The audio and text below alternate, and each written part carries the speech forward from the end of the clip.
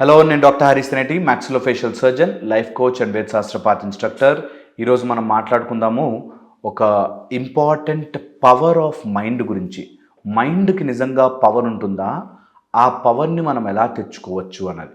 అయితే మైండ్కు ఉండే పవర్ని మనం ఎక్స్పీరియన్స్ చేయాలి అంటే రెండు విషయాలు మన జీవితంలోంచి పక్కన జరగాలి. మైండ్ పవర్ ఉంటుంది, దాన్ని మనము ఎక్స్పీరియన్స్ చేయాలి అంటే అది అక్కడే ఉంది. దానికి అడ్డుగా మనం ఏదో కప్పుకొని ఉన్నాము. నా దగ్గర వజ్రం ఉంది, దాని మీద నేను క్లాత్ వేశాను అంటే ఆ వజ్రం చూపించాలి అంటే క్లాత్ తీయాలి కదా. అలాగ మన మైండ్ యొక్క పవర్ తెలుసుకోవాలి అంటే ఆ మైండ్ మీద ఉండే ఆ కప్పేసిన పరదాన్ని తప్పించాలి. అలా మనం ఎన్నో లేయర్లుగా మన మైండ్ని కప్పేస్తాము. మన మైండ్ ఏది కావాలనుకుంటే అది సాధించగలదు అన్నది ఎస్టాబ్లిష్డ్.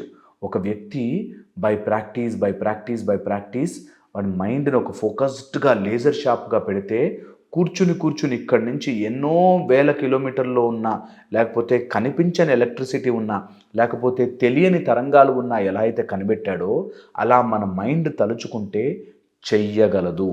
కాకపోతే రెండు మెయిన్ విషయాలు అడ్డుపడతాయి. ఒకటి వచ్చేసి కోరికలు, రెండు వచ్చేసి ఒపీనియన్స్. ఎవరివో ఏదో తెలియని ఒపీనియన్స్ మన మీద పడుతూ ఉంటాయి. ఎవరో ఏదో అలాంటివి ఇలాంటివి అలా అన్నారు ఇలా అన్నారు అని ఇతరుల సలహాలు, ఇతరుల సూచనలు, ఇతరుల యొక్క ఆలోచనలు మనం ఏం చేయగలమో అన్నది ఇతరులు ఆలోచించడం వల్ల, వాళ్ళ ఒపీనియన్ని మనం తీసేసుకోవడం వల్ల నిజంగా ఇలాంటి అన్యాయాలు జరుగుతుంటాయి. మైండ్ పవర్ని ఎప్పటికీ మనం కనుక్కోలేం. అందుకని నువ్వు చేయలేవురా, అది నీ ఒపీనియన్, అలా నువ్వు అనుకుంటున్నావు, నేను కాదు. నువ్వు నల్లగా ఉన్నావు కాబట్టి సినిమాల్లోకి వెళ్ళలేవు, సినిమాలకి పనికిరావు అన్నారు, కానీ సూపర్ స్టార్ అయ్యాడు. నువ్వు ఇంత పొడుగ్గా ఉన్నావు కాబట్టి నువ్వు సినిమాలకు పనికే రావు అన్నారు, కానీ చాలా పెద్ద స్టార్ అయ్యాడు. అలాగా మనకు తెలియకుండానే మన మైండ్ ముందు ఎన్నో అడ్డంకులు పెడతారు. ఈ మైండ్ ముందు ఎప్పుడైతే అడ్డంకులు ఉంటాయో ఎప్పటికీ మైండ్ యొక్క ఫుల్ పవర్ని మనము ఎంజాయ్ చెయ్యలేము, తెలుసుకోలేము. మనిషిగా ఉన్నప్పుడు మైండ్ గురించి కంపల్సరీగా తెలుసుకుని ఆ మైండ్ని సరి అయిన దారిలో పెట్టాలి. మరి మైండ్ మనకు అన్నిటినీ కన్ఫ్యూజ్ చేస్తూ, కష్టాలు చూపిస్తూ, బాధలు చూపిస్తూ, ఎంతసేపు భయపెడుతూ ఉంటుంది కదా. దీన్ని వేరే డైరెక్షన్లో మారిస్తే అది నిజంగా చేస్తుందా? నిజంగా చేస్తుంది. ఎందుకంటే మీరు దయ్యం సినిమా చూసొచ్చి దయ్యం ఉంటుందేమో అని నమ్మితేనే మన మైండ్ వెనక నుంచి దయ్యం వస్తుందేమో, చీకటి అయితే అక్కడ దయ్యం ఉందేమో అని ఎంత క్లియర్గా నమ్మించగలదో, అలాగే మనం ఏది కావాలనుకున్నా అది మైండ్ ద్వారా తెచ్చుకోవచ్చు. మైండ్ ద్వారా ఏదైనా తెచ్చుకోవాలంటే ఇతరుల ఒపీనియన్స్ మన మైండ్లోంచి తీసి పక్కన పెట్టాలి. ఒపీనియన్ అని అనిపించింది ఏదైనా సరే, వాళ్ళు చెప్పేది, ఎవరో అనుకున్నది, అది మన మైండ్లోకి ఎక్కించుకోవద్దు. Very important. కోరిక స్థాయిలో ఉంచేయకూడదు. ఒక్కసారైనా నేను కారు కొనుక్కుంటే అనే స్థాయిలో ఉంచకూడదు. ఓకే, మీకు కోరిక వచ్చిందా, ఆ కోరిక గురించి నేను ఏమేం చేయగలను వాటి గురించి రాసుకుని వాటికి అడుగు వేస్తూ ముందుకెళ్ళిపోవాలి. ఎప్పుడైతే కోరికని మీరు కోరికగా ఆపారో అది పెరుగుతూ మిమ్మల్ని ఆ బరువుతో నొక్కేస్తుంది కిందకి. అందుకని కోరిక రానివ్వకండి. ఫస్ట్ వచ్చింది అంటే దాన్ని ఎలా సాధించాలి అన్నది ప్లాన్ వేసుకోవాలి. ఎప్పుడైతే మన మైండ్ని ఈ డైరెక్షన్లో పెడతామో దాన్ని పవర్ తెరుచుకోవడం మొదలవుతుంది. ఈ మైండ్కున్న క్వాలిటీ, ఒకటి స్పీడ్, రెండు సమయం కంటే కాంతి వేగం కంటే మనోవేగం చాలా ఎక్కువ అంటారు కదా, అలాంటి స్పీడ్ అండ్ సమయం ఉండదు. మైండ్కి టైం లేదు. నిన్నకి వెళ్ళొచ్చు, రేపటికి వెళ్ళొచ్చు మైండ్లో. సో మైండ్కి టైం అనేది ఉండదు. అండ్ మైండ్ దేన్ని నమ్మిస్తే అది మన జీవితంలోకి తీసుకొచ్చి ఇస్తుంది. నమ్మించాలి, మైండ్ని నమ్మించాలి. ఈ మైండ్ ఎప్పుడైతే నమ్ముతుందో ఖచ్చితంగా అది మన జీవితంలోకి వస్తుంది.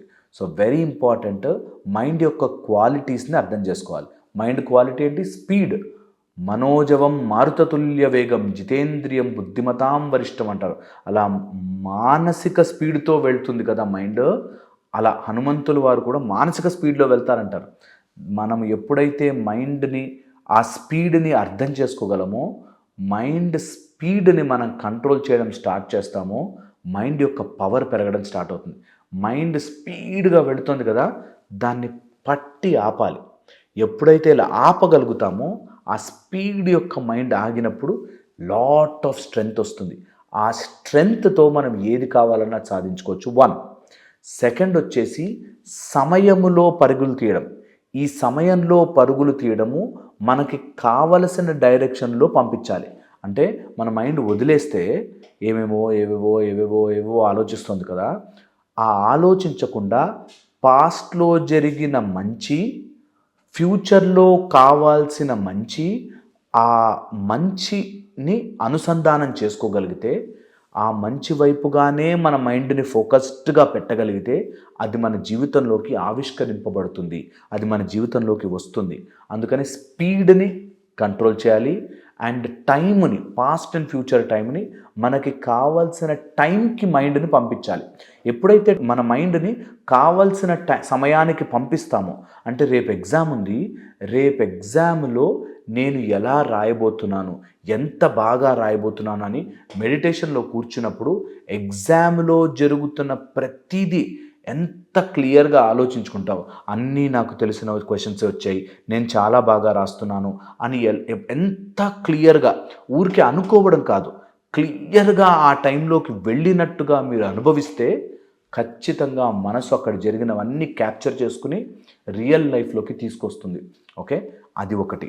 నెక్స్ట్ వచ్చేసి third and very very important, mind కనుక మీరు ఎప్పుడైనా మనసుని ఒక కంటైనర్లలో కానీ లేకపోతే ఆ పవర్లో కానీ తీసుకురావాలి అంటే, మైండ్ యొక్క స్ట్రెంగ్త్ని అర్థం చేసుకోవాలంటే, మైండ్ని స్పీడ్ని కానీ టైంని కానీ దాటి వెళ్ళాలి అంటే నమ్మకం క్రియేట్ చేయాలి.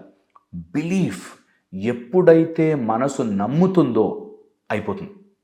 క్లియర్గా మైండ్ని నమ్మించగలిగితే అది మన జీవితంలోకి వస్తుంది. ఇలా నమ్మించాలి అంటే ఏం చేయాలి? మనకేం చెప్తారు తెలుసా? మిరకల్స్ చెప్తారు. ఈ డాక్టర్ అండి చాలా మంచి డాక్టర్ అంటాడు. అలా అనేసరికి మన లోపల ఓకే మంచి డాక్టర్ అనే ఒక నమ్మకం వస్తుంది. అలాంటి వాళ్ళకి సరెండర్ అయిపోయి హ్యాపీగా ట్రీట్మెంట్ చేయించుకుంటాం. ఆ దేవుడు అక్కడ మంచి రిజల్ట్స్ ఇస్తాడంట. మీ నమ్మకం ఇంకా ఇంకా బలపరిచి ఆ నమ్మకము నిజంగా దేవుని రూపంలో సాక్షాత్కరిస్తుంది. అలాగా మీరు నమ్మితే, ఎలాంటిదైనా మీరు స్ట్రాంగ్గా నమ్మితే అది మీ జీవితంలో మీకు పాజిటివ్ పరిణామాలు ఇస్తుంది. మీరు నెగిటివ్ నమ్మారనుకోండి, దయ్యాలు ఉన్నాయి, ఎవడో చేతబడి చేశాడు, నా కష్టాలే ఉంటాయి, నా జీవితమే ఇంత అనుకుంటా, నా పరిస్థితి ఇంత, నా బాధ, ఎప్పటికీ నా కష్టాలు తీరు, నా పిల్లలు ఇట్లా అని మీరు నెగిటివే నమ్మితే మీ జీవితంలోకి ఆ నమ్మకమే వస్తూ ఉంటుంది. మీరు పాజిటివ్ నమ్మే ప్రయత్నం చేయండి, మీ జీవితంలో ఆ నమ్మకం పాజిటివ్గా మారి వస్తుంది.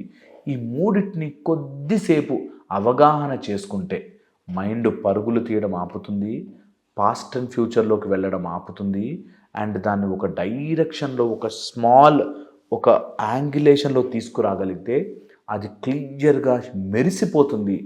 మనసుకింత పవర్ ఉందా, ఇన్ని రోజులు అనవసరంగా వాడుకోలేదే అనే ఆలోచనలోకి వచ్చేస్తారు మీరు. నిజంగా మనసుకు ఆ శక్తి ఉంది. కాకపోతే మనం అంత నమ్మాలి అంటే మనకెందుకో ఎప్పుడో ఎవడో చెప్పిన లాజిక్లు అన్నీ గుర్తుకొస్తాయి.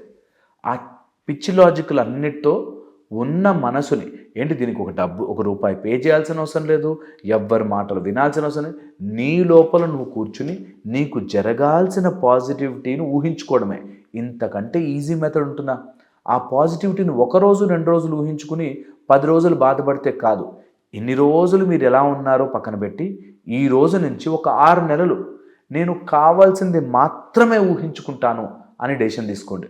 ఒక్క 6 నెలలు, 6 months ఆఫ్ యువర్ లైఫ్, 100 సంవత్సరాల జీవితంలో ఒక్క 6 నెలలు మీకోసం వాడండి. పాజిటివ్ ఎలా ఉంటామండి? ఇంట్లో అందరు ఇలా ఉన్నారు, అన్ని కష్టాలే ఉన్నాయి, ఎలా ఉంటాం పాజిటివ్? ఆ ఒక్కటే మీరు చేయాల్సిన పని. ఆ కష్టంలో ఉన్నప్పుడు పాజిటివ్ ఆలోచించడమే మీరు చేయాల్సిన పని. పాజిటివ్ ఆలోచిస్తున్నాను కాదు, పాజిటివ్గా మారండి, నిజంగా నమ్మండి, లోపల దాన్ని తీసుకొచ్చి నిలబెట్టండి, ఖచ్చితంగా జరుగుతుంది అంటారు. ఇలా గనక మీరు ట్రై చేయగలిగితే life will be much more beautiful. Me mind power మీకు తెలుస్తుంది. కోరికల్ని పక్కన పెట్టండి. కోరిక ఉంటే దానికి ప్రణాళిక రాసుకుని దాన్ని దాటే ప్రయత్నం చేయండి. కోరికలు, విషెస్. Next opinions. ఎవడెవడో పెట్టిన ఒపీనియన్స్, ఇవి మనం చేయలేము, ఇది మన వల్ల కాదు, ఇట్లాంటి అన్ని ఒపీనియన్స్ తీసి పక్కన పెట్టండి. ఎవరెవరు ఏమేమి అన్నారో అవన్నీ పక్కన పెట్టండి. అది వాళ్ళ ఒపీనియన్స్, వాళ్ళ జీవితం, మన జీవితం కాదు అన్నది తెలుసుకోవాలి. ఇది కనుక చేస్తే ఖచ్చితంగా life will be much more beautiful. నేను చెప్పింది ఆలోచించండి, ఇంకోసారి ప్రయత్నం చేయండి. అండ్ మీకు ఏమైనా డౌట్ ఉంటే ఖచ్చితంగా మెసేజ్ చేయండి. థ్యాంక్ యూ సో మచ్ ఓపికగా వింటున్నందుకు.